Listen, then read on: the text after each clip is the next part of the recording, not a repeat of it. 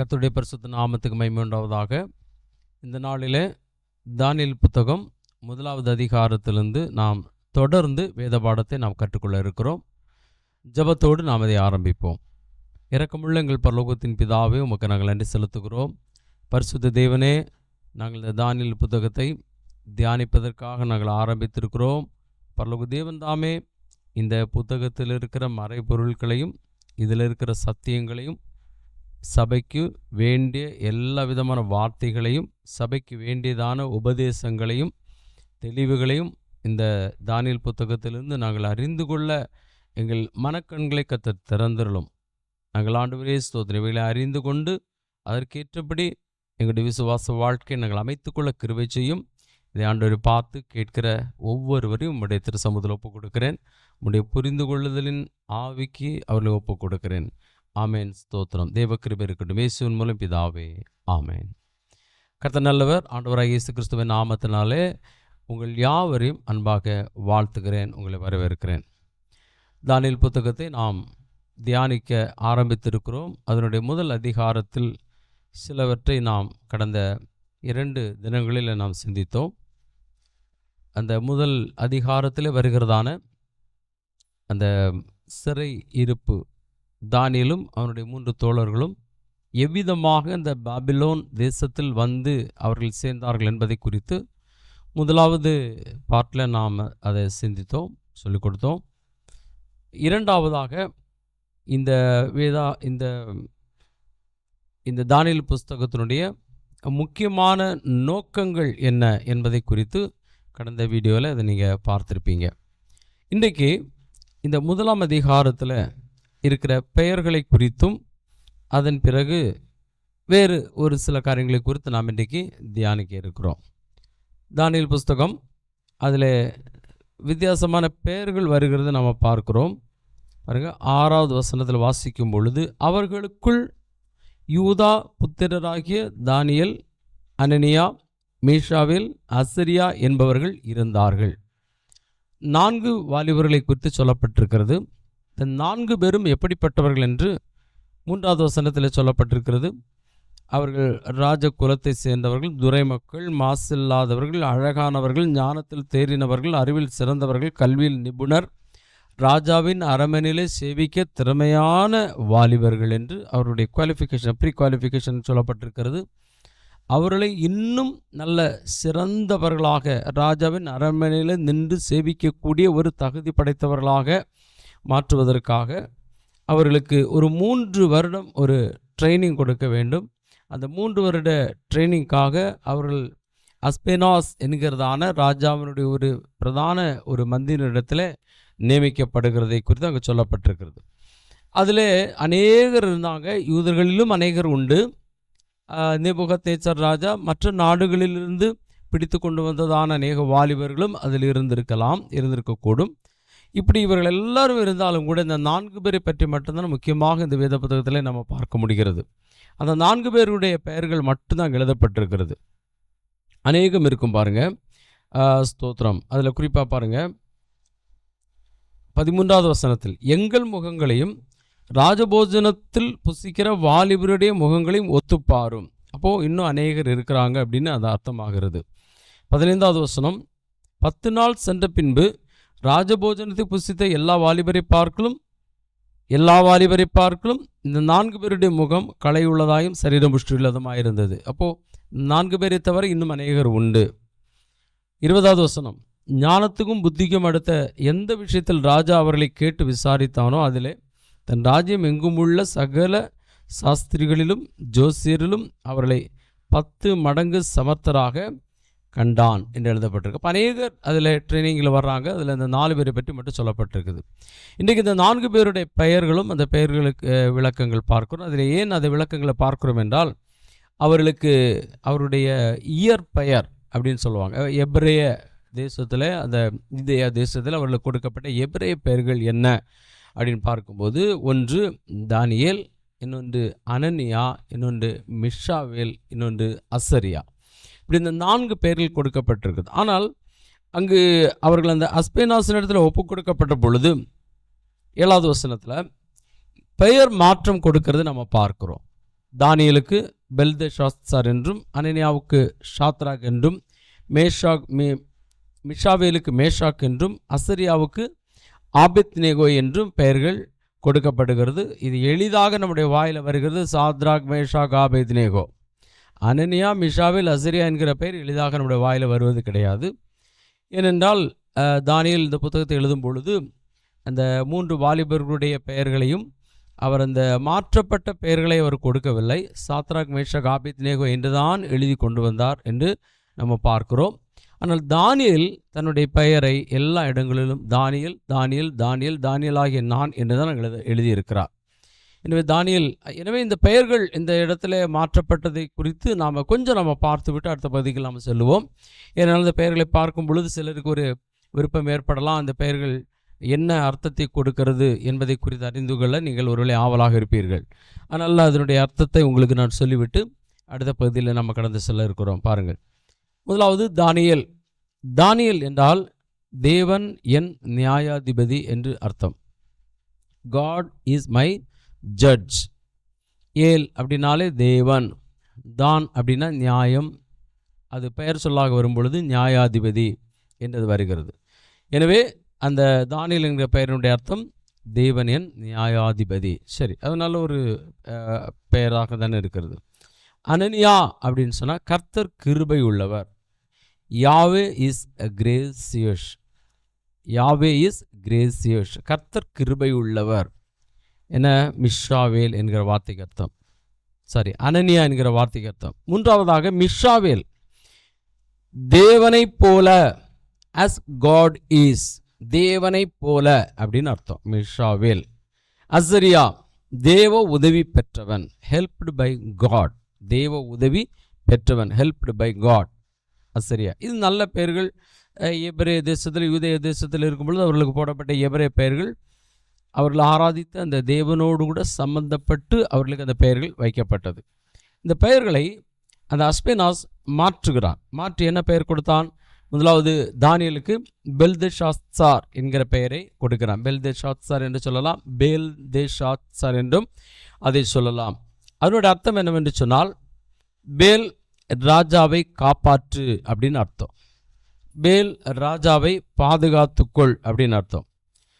ஆங்கிலத்தில் பேல் protect the king அப்படின்னு எடுத்துக்கொள்ளலாம். இல்லை என்றால் அது குறிப்பிட்டு அந்த தானியேலுக்கு அந்த பெயர் கொடுக்கப்பட்டபடினால் பேல் தானியேலே காப்பாற்று என்று அவனுக்கு பெயர். அந்த பேல் என்பது பாபிலோன் தேசத்தில் இருக்கிறதான பிரதான ஒரு அவர்களுடைய கடவுளுடைய ஒரு பெயர் தான் பேல்.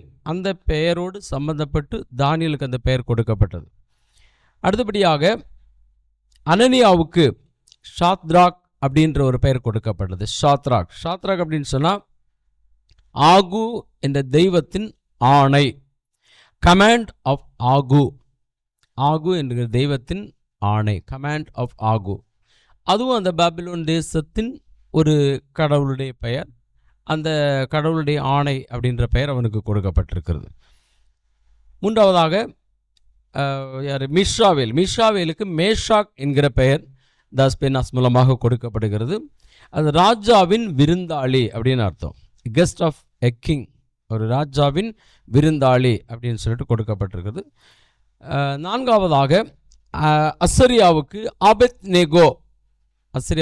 ஆபேத்நேகோ. அப்போ நாபுவின் தாசன். நாபு என்பதும் ஒரு கடவுளுடைய பெயர். கடவுள் என்ன கடவுள் அப்படின்னு சொல்லி பார்த்தீங்கன்னா, அது நாபு அப்படின்ற அந்த பாபிலோனிய தேசத்தினுடைய தாசன். அது ஆங்கிலத்தில் சர்வெண்ட் ஆஃப் நாபு, ஒரு கடவுளுடைய பெயர். சரி, இதெல்லாம் ஒருவேளை நீங்கள் ஞாபகத்தில் வைத்து கொள்ளலாம், இல்லைன்னா ஞாபகத்தில் வைத்து கொள்ளாமல் இருக்கலாம். அது பெரிய விஷயமே கிடையாது. நமக்கு தெரிந்தது எல்லாமே அந்த 4 பேர் இந்த அதிகாரங்களிலே எப்படி வருகிறார்கள். இந்த புத்தகத்திலே தானியேல் அந்த 4 பேரை குறித்து என்ன எழுதியிருக்கிறார் என்பதை குறித்து தான் நம்ம பார்க்க வேண்டும். ஏன் பெயர் மாற்றங்களை குறித்து நாம் அறிகிறோம்? பெயர் மாற்றத்தை இங்கு தெளிவாக அங்கே தானியேல் அங்கு குறிப்பிட்டு அந்த புத்தகத்தில் 1ஆம் அதிகாரத்தில் எழுதியிருக்கிறார் என்று சொன்னால், இங்கு நேபுகாத்நேச்சார் மூலமாக பிடித்து கொண்டு போகப்பட்டதான அந்த சிறையிருப்பில் பிடித்து கொண்டு போகப்பட்டதான வாலிபர்கள் அத்தனை பேரும், இல்லைனா பெரியவர்கள் எல்லாருமே தங்களுடைய சொந்த தேசத்தின் கடவுள்களையும் சொந்த தேசத்தின் கலாச்சாரங்களையும் ஆராதனை முறைகளையும் உணவு பழக்கங்கள் எல்லாவற்றையும் மாற்றி தங்களுடைய தேசத்துக்கு ஒத்ததாக அவர்களை மாற்ற வேண்டும் என்கிற ஒரு எண்ணத்தோடு கூட தான் பெயர் மாற்றம் கொடுக்கப்பட்டது. அவங்க மறந்துடணும், தங்களுடைய கடவுளை மறந்துடணும், தங்களுடைய அந்த வேதத்தை நியாயப்பிரமாணத்தை அவங்க மறந்துடணும், தங்களுடைய உணவு முறையை மறந்துடணும், விட்டுவிட வேண்டும். அவருடைய கலாச்சாரம், அவருடைய உடை, அவருடைய பேச்சுகள், மொழி எல்லாமே மாற்றிவிட வேண்டும். அவர்கள் அந்த கொண்டு போகப்பட்டதான பாபிலோன் என்கிற அந்த தேசத்தின் மக்களாகவே அவர்கள் அறியப்பட வேண்டும் என்கிற ஒரே காரணத்துக்காக தான் அவர்களுக்கு இந்த பெயர் மாற்றங்கள் எல்லாம் கொடுக்கப்பட்டது. அதனால் பெயருடைய அர்த்தங்களெல்லாம் நீங்கள் ஞாபகத்தில் வைக்கிறீங்களோ இல்லையோ, நான் சொல்லுகிற இதை ஒன்றை மட்டும் நீங்கள் ஞாபகத்தில் வைத்துக்கொள்ள வேண்டும். ஏன் அதை நீங்கள் ஞாபகத்தில் வைத்துக்கொள்ள வேண்டும் என்று சொன்னால், பாருங்கள், இன்றைக்கு ரட்சிக்கப்பட்ட தேவனுடைய பிள்ளை சில நேரங்களில் ஆண்டவருடைய தூரமாக போகும் பொழுது அவன் சாத்தானுடைய பிடியில் அவன் போகிறான், தேவனை விட்டு விலகி போகிறான். தேவனுடைய விலகி போகும் பொழுது உலகம் அவனை எடுத்துக்கொண்டு அவனை ஒரு உலகத்தின் மகனாக, ஒரு சாத்தானின் மகனாக, வேதாகமத்தில் பேலியாளின் மகன் என்று எழுதப்பட்டிருக்கிறது. அப்படிப்பட்ட ஒரு ஒரு ஒரு ஒரு தேவனுக்கும் அவனுக்கும் சம்பந்தமில்லாத நிலையிலே ஒருவனை மாற்றிவிடும். அதுதான் உலகத்தினுடைய எண்ணம். அதுதான் இந்த உலகத்தில் இருக்கிற தேவனுக்கு விரோதமாக, சபைக்கு விரோதமாக செயல்பட்டு கொண்டிருக்கிறதான எல்லா விதமான வல்லமைகளுடைய ஒரு ஒரு செயலாக காணப்படுகிறது. அவங்க என்ன செய்யணும்னா, கடவுளை மறந்துடணும், கடவுளை ஆராதனை மறந்துடணும், ஆலயத்தை மறந்துடணும், ஊழியத்தை மறந்துடணும், ஆராதனை மறந்துடணும், பைபிளை மறந்துடணும். இவைகளெல்லாம் விட்டு அவருடைய மூச்சு, பேச்சு, அவருடைய சிந்தனை, அவருடைய செயல்கள் எல்லாமே உலகத்தை சார்ந்ததாக மாறி போய்விட வேண்டும் என்பதில் தான் பிசாசு என்ன பண்ணுறான், விசுவாசிகளை தேவனை விட்டு பிரித்து அப்படி கொண்டு போகிறான். பாருங்க, இது இவர்கள் விரும்பி போன ஒரு விரும்பி போன ஒரு சிறை அல்ல, விரும்பாமல் போனது தான். அதே போல் சில நேரங்களில் விசுவாசிகளுடைய வாழ்க்கையிலும் தாங்கள் விரும்பி தான் சாத்தானட்டையில் உலகத்துக்கு போவாங்க அப்படின்னு கிடையாது. தாங்கள் விரும்பாமலே என்ன செய்வாங்க, சில வேளைகளில் சில சந்தர்ப்ப சூழ்நிலைமைகளினால் கொஞ்சம் ஒரு பிரேக், ஆண்டவருக்கு அவங்களுக்கும் ஒரு பிரேக் ஏற்பட்டுவிடும். அந்த பிரேக்குக்குள்ளாக சாத்தான் வந்து உள்ள புகுந்து அப்படியே சிந்தனையெல்லாம் மாற்றி ஒட்டுமொத்தமாக உலகத்துக்குள்ளாக கொண்டு போய் விடுவான். அதனால் விசுவாசிகளுக்கு இந்த பெயர் மாற்றம் கொடுக்கிற ஒரு ஆலோசனை, ஒரு சத்தியம் என்னவென்று சொன்னால், எப்போதுமே தேவ ஐக்கியத்துக்குள் நாம் இருக்க கற்றுக்கொள்ள வேண்டும், தேவனோடு இணைந்து இருக்க வேண்டும். நீங்கள் இதை தொடர்ந்து வாசிக்கும் பொழுது தானியேல் இந்த புத்தகத்தை எழுதியிருக்கிறார். பல இடங்களில் அவனுடைய ரெஃபரன்ஸ் வரும் பொழுது அவருடைய பெயர் தானியேல், தானியேல், தானியேலாகிய நான், தானியேலாகிய நான், தானியேலாகிய நான் என்கிற பெயர் தான் அநேக இடங்களில் வரும். பாருங்கள், ஏன் அவர் இந்த தானியேலாகிய நான் என்கிற பெயரை அவர் பயன்படுத்தினார் என்று நீங்கள் அறிந்து கொண்டிருப்பீங்க. ஏன்னா என்னையும் தேவனையும் பிரிக்கக்கூடாது, என்னையும் தேவனையும் பிரிக்கக்கூடாது, பிரித்துவிட முடியாது, பிரித்துவிட்டால் என்னுடைய நிலைமை ரொம்ப மோசமாகிவிடும் என்பதனால் என்ன செய்கிறான்னா, தன்னுடைய பெயரில் ரொம்ப உறுதியாக அவன் இருக்கிறது நம்ம பார்க்கிறோம். கர்த்தருடைய பிள்ளைகள் அதே போல் தேவனுடைய உறவில், வேதாகமம் வாசிக்கிறதுல, கர்த்தரை ஆராதிக்கிறதுல, ஆலயத்துக்கு வருகிறதுல, தேவனுக்கு ஊழியம் செய்கிறதுல, இவை எல்லாவற்றிலும் நீங்கள் உங்களை நன்றாக ஈடுபடுத்தி கொள்ளுவீர்கள் என்று சொன்னால் கர்த்தருடைய உறவுக்குள்ளாக நீங்கள் இருக்க முடியும். அப்படி தேவ உறவுக்குள்ளாக நீங்கள் இருக்க வேண்டும் என்று கர்த்தர் விரும்புகிறார். பாபிலோனிய கலாச்சாரத்துக்குள்ளும் தெய்வ வழிபாடுகளுக்கும் உட்பட்டவர்கள் உட்பட வேண்டும் என்பதற்காக இப்பெயர்கள் கொடுக்கப்பட்டது. அவங்க க்ளீனாக ஒரு மெசேஜ் அங்கே கொடுக்குறாங்க. You have been detached from your homeland, so you have to be detached from your God, from your culture, from your language and from all everything belonging to your country. உங்கள் தேசத்துக்கு சம்பந்தப்பட்ட எல்லாவற்றிலிருந்து நீங்கள் பிரிக்கப்பட்டு எங்கள் தேசத்துக்கு உடையவர்களாக நீங்கள் மாறிவிட வேண்டும் என்பது தான் இதனுடைய பெரிய நோக்கமாக இருக்கிறது. தெய்வ பிள்ளைகள் எச்சரிக்கையாக இருங்க, ஆண்டவரோடு ஐக்கியமாக இருங்க, ஆண்டவருடைய உறவில் நாளுக்கு நாள் வளருங்கள். ஆமென். இன்றைக்கு அநேக விசுவாசிகள் திருவிருந்து பந்தியை விட்டு விடுகிறது, தெய்வ வழிபாடுகளை விட்டு விடுகிற நிலைமையெல்லாம் காணப்படுகிறது. ஒரு எச்சரிக்கையாக எடுத்துக்கொள்ளுங்கள், ஆண்டவரோடு கூட ஐக்கியப்படுங்கள். கர்த்தர்களை ஆசீர்வதிப்பாராக. அஸ்பெனாஸ் என்கிறதான ஒரு வார்த்தை இருக்கிறது. அஸ்பெனாஸ் அப்படின்னு சொன்னால் ஆஸ்பா அப்படின்னா குதிரை, நாசர் அப்படின்னா தலைவன், குதிரையின் மேல் வரும் இளவரசன், இல்லைன்னா குதிரையின் மேல் வரும் ஒரு தலைவன் அப்படின்னு அதனுடைய அர்த்தத்தை நம்ம பார்க்க முடிகிறது. இப்படியாக இந்த பெயர் விளக்கங்கள் இந்த இடங்களில், இந்த பகுதிகளில் கொடுக்கப்பட்டிருக்கிறது நம்ம பார்க்க முடிகிறது. இந்த பெயர் விளக்கங்கள் இதில் கொடுக்கப்பட்டிருக்கிறது. அடுத்தபடியாக நாம் பார்க்கறது என்ன அப்படின்னு சொன்னால், அதில் 5வது வசனம், ராஜா தான் உண்ணும் போஜனத்திலேயும் தான் குடிக்கும் திராட்சரசத்திலேயும் தினம் ஒரு பங்கை அவர்களுக்கு நியமித்து அவர்களை 3 வருஷம் வளர்க்கவும் அதன் முடிவிலே அவர்கள் ராஜாவுக்கு முன்பாக நிற்கும்படி செய்யவும் கட்டளையிட்டான். சரி, இப்பொழுது இவருடைய உணவு இந்த எல்லா வாலிபர்களுக்கும் ராஜாவினிடத்தில் வருகிறதான ஒரு உணவு, ராஜாவினுடைய உணவிலிருந்து டேபிளிலிருந்து அங்கே வருகிறது. அப்போது ராஜாவினுடைய எண்ணம் என்ன அப்படின்னு சொன்னால், இவர்கள் நல்ல புஷ்டியாக இருக்கணும். ராஜாக்களுக்கு உணவு தயாரிக்கிறதுக்குண்டே ஒரு பெரிய டீம் இருக்கும். அவங்க பல விதங்களில் அதெல்லாம் யோசித்து ஆராய்ச்சி பண்ணி ராஜாவுக்கு என்ன உணவு கொடுத்தா அவருக்கு ஸ்ட்ரென்த் இருக்கும், என்ன உணவு கொடுத்தா அவருக்கு நல்ல புத்தி ஞானம் இருக்கும், எந்த உணவு அவருடைய சரீரத்துக்கு தீங்கு விளைவிக்காதுன்னு பல விதங்களில் யோசித்து செய்கிற உணவில் ஒரு பகுதி யாருக்கு கொடுக்குறாங்க? இவங்களுக்கு கொடுக்குறாங்க. சரி, ஓகே, இந்த உணவு சிறந்த உணவு. இன்றைக்கி நமக்கும் அது கொடுக்கப்பட்டால் அந்த உணவு நமக்கு நல்ல புஷ்டி உள்ளதாக தான் இருக்கும், இல்லை என்று நான் சொல்லவில்லை. ஆனால் பாருங்கள், 8வது வசனத்தில் தானியேல் இந்த போஜனத்தினாலே, அதுவும் அந்த ராஜாவின் போஜனத்தினாலே, நேபுகாத்நேச்சார் ராஜாவின் போஜனத்தினாலே, அவர் பானம் பண்ணும் திராட்சரசத்தினாலும் தன்னை தீட்டுப்படுத்தலாகாதுன்னு தன் இருதயத்தில் தீர்மானம் பண்ணி கொண்டு தன்னை தீட்டுப்படுத்தாதபடிக்கு பிரதானிகளின் தலைவனிடத்தில் வேண்டிக் கொண்டான். அப்போது இங்கு தானியேல் என்ன பண்ணுறார் அப்படின்னு சொன்னால், பேர் மாற்றப்பட்டாலும் தானியேல்னு சொல்கிறாரு. தானியேல் அப்படின்னு தான் தன்னுடைய பெயரை சொல்கிறார். தானியேல் இந்த ராஜாவினுடைய உணவு தனக்கு வேண்டாம் என்று அவர் மறுக்கிறார். அதை என்ன சொல்கிறார்? ராஜாவினுடைய உணவு நான் சாப்பிட்டேன் என்று சொன்னால் என்னை நான் தீட்டுப்படுத்தி கொள்ளுவேன். ஐ மே டிஃபைல் மை செல்ஃப், என்னை நான் தீட்டுப்படுத்திடுவேன். அதனால் அந்த உணவினால் என்னை நான் தீட்டுப்படுத்தக்கூடாது. இது யார் அவர்களுக்கு கற்றுக் கொடுத்தது? அவருடைய தேவன் மோசையின் மூலமாக அவர்களுக்கு எழுதி கொடுத்ததான நியாயப்பிரமாணத்தில் இவைகளெல்லாம் இருக்கிறது. ஏனென்றால் ராஜாவினுடைய உணவு, அதுவும் அந்த நேபுகாத்நேச்சார் பாபிலோன் தேசம், அந்நிய தேசம், அவர்களுடைய உணவு அதை நம்ம வேதாகமத்தில் பார்க்கும் பொழுது, இன்னும் மற்ற பல சில புத்தகங்களில் நம்ம பார்க்கும் பொழுது அவருடைய உணவு எப்படி இருக்கும் அப்படின்னு சொன்னால், நம்முடைய பைபிளில் சொல்லப்பட்டது போல் அது கொல்லப்படாமல் அது இருக்கலாம்.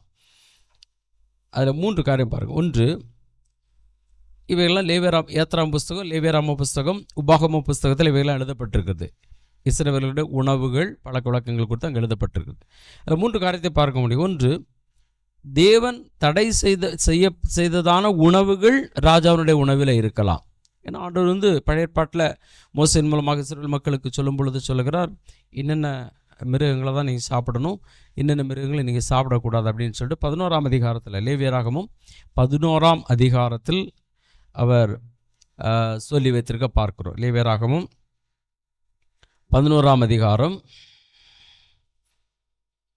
3வது வசனத்திலிருந்து 8வது வசனம் வரையிலும், நான் எல்லாவற்றையும் வாசிக்கலை. லேவியராகமும் 11ஆம் அதிகாரம் 3வது வசனத்திலிருந்து 8ஆம் வசனம் வரையிலும் அதில் பார்க்கும் பொழுது, அதாவது சில மிருகங்களை குறித்து விளக்கமாக சொல்லப்பட்டிருக்கிறது, அது நமக்கு தேவையில்லை. ஆனாலும் அங்கு இந்த பன்றி, இந்த முயல் போன்ற உணவுகள் சொல்லப்பட்டிருக்கிறது. இவைகள் யூதர்களுக்கு, இல்லைனா இஸ்ரவேல் தேசத்தில் வாழ்கிறவர்களுக்கு சாப்பிடக்கூடாதுன்னு கர்த்தர் மோசையின் மூலமாக கொடுத்து விட்டார். ஆனால் இந்த புறஜாதி தேசமாகிய பாபிலோனில் நேபுகாத்நேச்சார் அவனுடைய மக்கள் எல்லாமே என்ன செய்வாங்கன்னா, இந்த உணவுகள் எல்லாம் சாப்பிட்ருக்கலாம். எனவே தனக்கு கொடுக்கப்படுகிற உணவில் தேவன் விலக்கின இந்த சில மிருகங்களுடைய உணவு, இந்த மாமிசம் இவர்களுக்கு கொடுக்கப்படலாம். அப்படி நான் சாப்பிடுவேன் என்று சொன்னால் பிரமாணத்தை நான் மீறுகிறவனாக இருப்பேன் என்று சொல்லி நம்பர் 1 அது வேண்டாம் அப்படின்னு சொல்கிறான். 2வதாக, மிருகத்தை கொல்ல வேண்டிய முறையின்படி கொல்லாமல் இருக்கிறது. ஏனென்றால் ஆண்டவர் தெளிவாக சொன்னார், மிருகங்களை கொல்லும் பொழுது மிருகங்களுடைய இரத்தத்தை கீழே ஊற்றிவிட வேண்டும், மிருகத்தினுடைய இரத்தத்தை என்ன செய்யக்கூடாது, சாப்பிடக்கூடாது. லேவியராகமும் 3ஆம் அதிகாரம் 16-17 வசனங்கள். லேவியராகமம் 3:16-17. அதில் ரத்தத்தையும் சாப்பிடக்கூடாது, கொழுப்பையும் சாப்பிடக்கூடாது அப்படின்னு சொல்லிட்டு ஆண்டவர் சொல்லியிருக்கிறார்.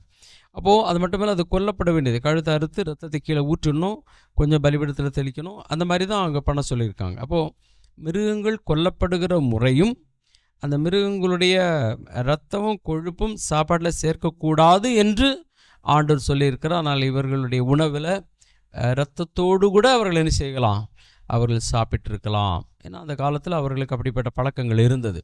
எனவே அதுவும் தன்னை தீட்டுப்படுத்தும் என்றால் வேத பிரமாணத்திற்கு, அவர்களுக்கு கொடுக்கப்பட்ட பிரமாணத்திற்கு அது மாறாக இருந்தபடினால் அது வேண்டாம் என்று அவர் ஒதுக்கிவிட்டார்.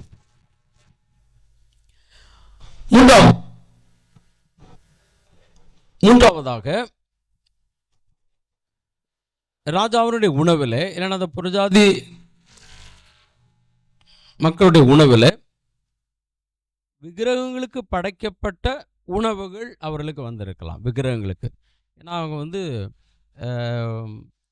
ஒரு மிருகத்தை அவர்கள் என்ன செய்வாங்கன்னா பலி செலுத்துவாங்க தங்களுடைய கடவுளுக்கு அதை பலி செலுத்தும் பொழுது பலி செலுத்தி என்ன பண்ணுவாங்கன்னா அதனுடைய இறைச்சி மாம்சத்தை எடுத்து உணவாக சமைத்து ராஜாவுக்கும் மற்றவர்களுக்கும் கொடுப்பார்கள். எனவே இன்னொரு விக்கிரகத்துக்கு படைக்கப்பட்ட ஒரு மாமிசமாக இருக்கலாம், மிருகமாக இருக்கலாம் என்று இவர்கள் பயந்து அந்த உணவு தங்களுக்கு வேண்டாம் என்று என்ன செய்கிறாங்கன்னா ஒதுக்குறாங்க. அந்த மூன்று காரியம். ஒன்று, தேவன் விலக்கின உணவுகளாக இருக்கலாம், மிருகங்களாக இருக்கலாம். என்னிடம் தேவன், இரண்டாவதாக தேவன் சொன்ன முறையின்படி அதை கொன்று இவர்கள் பயன்படுத்தாமல் இருந்திருக்கலாம், இரத்தத்தோடும் கொழுப்போடும் அவர்கள் புசித்து இருந்திருக்கலாம். மூன்றாவதாக அது விக்கிரகங்களுக்கு படைக்கப்பட்டதாக இருந்திருக்கலாம். ஓகே, இப்படிப்பட்ட அந்த மூன்று காரியங்கள் எழுதப்பட்டிருக்கிறது. இந்த மூன்று காரியங்களும் பழைய ஏற்பாடோடு சம்பந்தப்படுத்தி நம்ம பார்க்கும் பொழுது அது அவர்களுக்கு ஓகே. அதனால் அவர் என்ன பண்ணார்னா, தேவன் வேண்டாம் என்று சொன்னதை, தேவன் அருவருப்பு என்று சொன்னதை, தீட்டு என்று சொன்னதை எந்த இடத்தில் எந்த சூழ்நிலைமையில் இருந்தாலுமே வேண்டாம் என்று ஒதுக்கினார்கள். இவர்கள் அவங்க சொந்த தேசத்திலிருந்து புறப்பட்டு 1500 கிலோமீட்டர் தாண்டி வேறொரு இடத்துக்கு வந்துட்டாங்க. அந்த இடத்தில் அவர்கள் அந்த உணவை சாப்பிட்றாங்களா இல்லையான்னு சொல்லிட்டு அங்கே யாருமே யூத தலைவர்களும் பார்க்க போகிறது கிடையாது, ஆசாரியனும் பார்க்க போகிறது கிடையாது, அவருடைய பெற்றோரும் ஒன்றும் அங்கே பார்க்க போகிறது, பெரியவர்களுக்கும் ஒன்றும் தெரியாது.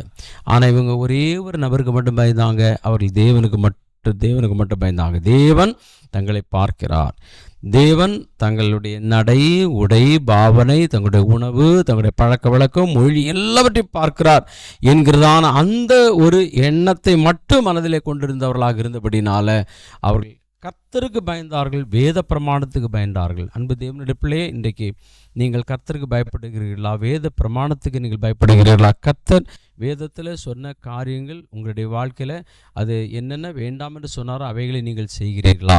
புதிய ஏற்பாட்டிலேருந்து ஒரு சில வசனங்களை அதற்காக நம்ம பார்க்கலாம். ஸ்தோத்திரம். புதிய ஏற்பாட்டிலேருந்து சில வசனங்களை நம்ம பார்க்கலாம்.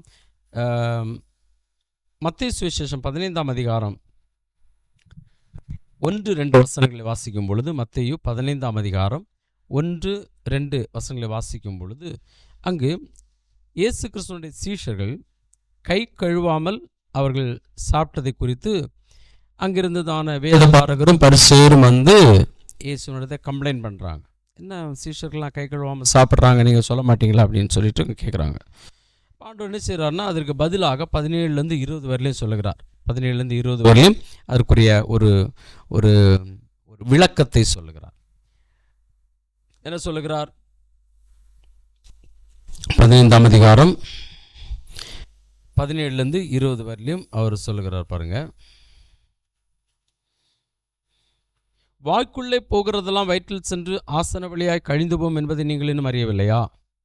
வாயிலிருந்து புறப்படுகிறவைகள் வாய்க்குள்ளே போகிறது, வாயிலிருந்து புறப்படுகிறது. நல்லா புரிஞ்சுக்கிடுங்க. வாய்க்குள்ளே போகிற உணவை பற்றி புதிய ஏற்பாட்டில் ஒரு பெரிய ஒரு விளக்கம் நமக்கு கொடுக்கப்படலை. பழைய ஏற்பாட்டில் அவங்களுக்கு அது இருந்துச்சு, தீட்டுப்படும். புதிய ஏற்பாட்டில் வாய்க்குள் போகிற உணவை குறித்து ஒரு கண்டிஷனில் ஆண்டவர் வைக்கலை. ஆனால் ஆண்டவர் என்ன சொல்கிறார் அப்படின்னு சொன்னால், மனிதனுடைய வாயிலிருந்து புறப்படுகிறவைகள் இருதயத்திலிருந்து புறப்படும், அந்த இருதயத்திலிருந்து புறப்பட்டு வருகிறவைகள் மனுஷனை தீட்டுப்படுத்தும். எப்படி எனில், இருதயத்திலிருந்து பொல்லாத சிந்தனை, கொலபாதகம், விபச்சாரம், வேசித்தனம், களவு, பொய்சாட்சி, தூஷணம், இவைகள் மனுஷனை என்ன செய்யுமாம்?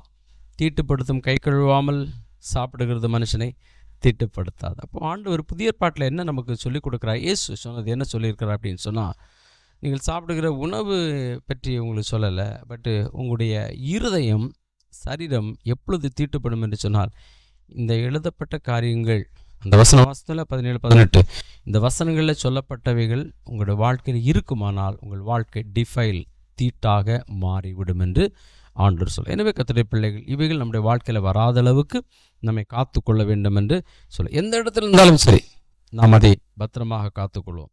அதே சம்பவம் தான் மார்க் 7:20-23 வரையிலும் சொல்லப்பட்டிருக்குது. மார்க் 7:20-23. இன்னொரு வேத பகுதி எபேசியர் 4:31-32 வசனங்கள். எபேசியர் 4:31-32 இந்த வசனங்களை வாசிக்கும் பொழுது அங்கு அப்போஸ்தலனாகிய பவுல் சபைகளுக்கு நிருபத்தை, அதுவும் எபேசியர் சபைக்கு நிருபத்தை எழுதும் பொழுது அவர் சொல்லுகிறார். ஏனென்றால் எபேசியர் சபையில் உள்ளதான மக்களெல்லாம் அவர்கள் புறஜாதியிலிருந்து விக்கிரக வழிபாடுகளிலிருந்து ரட்சிக்கப்பட்டு அவர்கள் சபைக்கு வந்தவர்கள். அவருடைய வாழ்க்கையில் பலவிதமான தீட்டுப்படுத்தக்கூடிய காரியங்கள் இருந்திருக்கலாம். அதனால் அவர் என்ன சொல்கிறார் தெரியுமா? எபேசியர் 4:31 சகல விதமான கசப்பு, கோபம், மூர்க்கம், கூக்குரல், தூஷணம் மற்ற எந்த துர்குணமும் உங்களை விட்டு நீக்க கடவுள். நல்லா கவனிங்க விசுவாசிங்க. இது வந்து புறஜாதிகளுக்கு அல்ல, தானியலுக்கு அல்ல, மிஷாவேலுக்கு அல்ல. இது யாருக்கு கொடுக்கப்படுகிறது? விசுவாசிகளுக்கு கொடுக்கப்படுது, வாலிப பிள்ளைகளுக்கு கொடுக்கப்படுகிறது, பிள்ளைகளுக்கு கொடுக்கப்படுகிறது, பெரியவர்களுக்கு கொடுக்கப்படுது, கணவன்மார்களுக்கு கொடுக்கப்படுகிறது, மனைவிமார்களுக்கு கொடுக்கப்படுகிறது, விசுவாசி கொடுக்கப்படுகிறது. ஞானஸ்நானம் எடுத்து கர்த்தருடைய சபையில் அங்கமாகி கர்த்தருடைய பந்தியில் பங்கு பெறுகிறதான இயேசுவின் சரீரத்தோடு ஐக்கியப்பட்டிருக்கிற ஒரு விசுவாசிக்கு சொல்லப்படுகிறது என்னன்னு சொன்னால் கசப்பு, கோபம், மூர்க்கம், கூக்குரல், தூஷணம் மற்ற எந்த துர்குணமும் உங்களை விட்டு நீங்கட்டும், அதுதான் உங்களை தீட்டுப்படுத்தும் அப்படின்னு சொல்கிறார். நான் திரும்ப சொல்ல வேண்டியதில்லை, நீங்கள் திரும்ப என்ன செய்யணும், அதை போட்டு பார்த்துக்கிடுங்க. இதெல்லாம் உங்கள் வாழ்க்கையில் இருக்குன்னா உங்களை தீட்டுப்படுத்தும். தானியேல் ரொம்ப எவ்வளோ கேர்ஃபுல்லாக இருக்கார் பாருங்கள், தன்னை யாரும் எதுவும் தீட்டுப்படுத்தக்கூடாது அப்படின்னு சொல்லிட்டு. அப்போ சத்தம் போட்டு பேசுறது, கோபப்படுறது, அதட்டுறது, உருட்டுறது, இது எல்லாமே என்னது வருது? உங்களை தீட்டுப்படுத்துது அப்படின்னு சொல்லி வேதம் தெளிவாக சொல்லுது. ஓகேவா? சரி, அதனால என்ன சொல்ல, ஒருவருக்கொரு தயவாயும் மன உருக்கமாயும் இருந்து கிறிஸ்துவுக்குள் தேவன் உங்களுக்கு மன்னித்தது போல் நீங்களும் ஒருவருக்கொருவர் மன்னிங்கள் என்று சொல்லுகிறது. இதுதான் கிறிஸ்தவ குணங்கள், உங்களை தீட்டுப்படுத்தாத குணங்கள் இவைகள் இருக்கிறது. அதே போல் இன்னும் அதே 5 3-7 வரையிலும் வாசிக்கும் பொழுது, அதே எபேசியர் 5 3-7 மேலும் பரிசுத்தவான்களுக்கு ஏற்றபடி வேசித்தனம் மற்றெந்த அசுத்தம், பொருளாசை ஆகிய இவைகளின் பெயர் முதலாய் உங்களுக்குள்ளே சொல்லப்படவும் கூடாது. வம்பும் புத்தீனமான பேச்சும் பரியாசமும் தகாதவைகள் ஸ்தோத்திரம் செய்தலே தகும். இது நான் 2 பார்ட்டு தான் எடுத்திருக்கேன். புதிய ஏற்பாட்டை படிங்க. இயேசுவும் நிறைய சொல்லியிருக்கிறாரு, அப்போஸ்தலர்களும் நிறைய சொல்லியிருக்கிறாங்க. இவைகள் கிறிஸ்தவனை, விசுவாசியை, தேவனுடைய பிள்ளையை திட்டுப்படுத்தும். இப்போ தானியலுக்குள்ளே போயிட்டு, அதனால் நீங்கள் எங்கேயாவது போயிட்டு அந்த பழைய ஏற்பாட்டில் சொல்லப்பட்ட ஒரு மிருகத்தின் கறி, ஐயோ இது நான் சாப்பிட்டா என்னை தீட்டாக்கிடும், ஏன்னா அது சொல்லி சாப்பிடக்கூடாதுன்னு சொல்லியிருக்கு. இயேசுநாதர் சொல்கிறாரு, வாய்க்குள்ளே போகிறதெல்லாம் என்ன செய்யாதான், மனுஷனை தீட்டுப்படுத்தாது. உனக்கு விருப்பம் இருக்கிறது நீ என்ன செஞ்சுக்கோ, நீ சாப்பிட்டுக்கோ, கை கழுவி சாப்பிட்டுக்கோ, கை கழுவாமல் சாப்பிட்டுக்கோ, அதை பற்றிலாம் அவருக்கு கவலையே கிடையாது. ஆனால் எது இருக்கக்கூடாது? இந்த இருதயத்திலிருந்து புறப்பட்டு வாய் வழியாக வருகிறதான இந்த பேச்சுக்கள், இன்னும் இருதயத்துக்குள்ளே வருகிறதான சிந்தனைகள், இன்னும் கசப்புகள், வைராக்கியங்கள், கோபங்கள், இவைகள் தான் மனுஷனை தீட்டுப்படுத்தும் என்று வேதம் தெளிவாக சொல்லுகிறது. கர்த்தருடைய பிள்ளையை இந்த நாளில் இந்த 2 குறிப்புகளை மட்டும் நம்ம பார்த்துருவோம். ஒன்று, இந்த பெயர் மாற்றம் எதற்காக கொடுக்கப்பட்டிருக்கிறது? தேவனுக்கு விலகினீங்கன்னா உலகம் உன்னை தன் ஆதிக்கத்துக்குள் வைக்க விரும்பும், பரலோக ராஜ்யத்துக்கு போகவே முடியாது. 2வதாக தீட்டுப்படுதல் அப்படின்னு சொல்லும் பொழுது நம்முடைய இருதயம் நம்ம என்ன செய்கிறது? அநேக நேரங்களில் தீட்டுப்படுத்துகிறது, நம்முடைய செயல்கள் தீட்டுப்படுத்துகிறது. இவைகள் நமக்குள்ளே வராதபடிக்கு எச்சரிக்கையாக இருக்க கர்த்தர் கிருபை செய்வாராக. ஏனால் நம்முடைய ஆண்டவராகிய இயேசு கிறிஸ்து, அவரை குறித்து வேதம் தெளிவாக சொல்லுகிறது, அவர் இவைகளில் ஒன்றிலுமே அகப்படாமல் தன்னை தூய்மையாக காத்து கொண்டதான ஒரு தேவனாக இருக்கிறார். அவருடைய விசுவாசிகளாக இருக்கிறபடினால் நாமும் அவருக்கேற்றபடியாக நாம் என்ன செய்வோம்? வாழ கர்த்தர் கிருபை செய்வாராக. ஆமேன், ஆமேன். ஜெபிக்கலாம். எங்கள் பிதாவே, உமக்கு நாங்கள் நன்றி செலுத்துகிறோம். இந்த நாளிலே ஆண்டவரே, நாங்கள் நம்முடைய இந்த தானியேல் புஸ்தகத்திலிருந்து முதல் அதிகாரத்திலிருந்து இன்றைக்கு சிந்தித்த இந்த 2 பகுதிகளிலும் கர்த்தாவே நீர் எங்களோடு பேசியிருக்கிறீர் என்று நாங்கள் விசுவாசிக்கிறோம். ஆண்டவர், இந்த வசனங்களில் சொல்லப்பட்ட சத்தியங்களின்படி நாங்கள் வாழ இதை பார்த்து கேட்கிற கர்த்தருடைய பிள்ளைகள் மற்ற யாராக இருந்தாலும் அதன்படி தங்கள் வாழ்க்கையை மாற்றிக்கொள்ள கர்த்தர் கிருபை செய்யுங்க. இதனுடைய தொடர்ச்சியான போதனைகளை நாங்கள் வரும் நாட்களிலே நாங்கள் அதை சிந்திக்கவும் அறிந்து கொள்ளவும் வேண்டிய கிருபை பலனை எங்களுக்கு கொடுத்து எங்களை நடத்த வேண்டும் என்று நாங்கள் ஜெபிக்கிறோம். கர்த்தருடைய சமூகத்தில் ஒப்புக் கொடுக்கிறோம். ஆசீர்வதி. எல்லா துதிக நமக்கு உமக்கு செலுத்துகிறோம். இயேசு கிறிஸ்துவின் நாமத்தில் ஜெபிக்கிறோம் பிதாவே. Amen, amen. Praise the Lord, praise the Lord. கர்த்தர் உங்களை ஆசீர்வதிப்பாராக. ஆமேன். மீண்டும் சந்திப்போம்.